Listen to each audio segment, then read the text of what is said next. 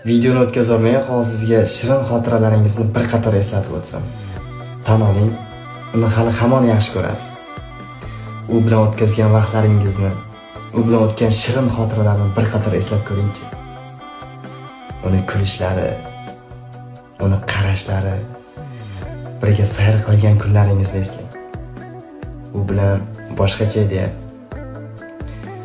Boshqalar unga o'xshamayapti, shundaymi?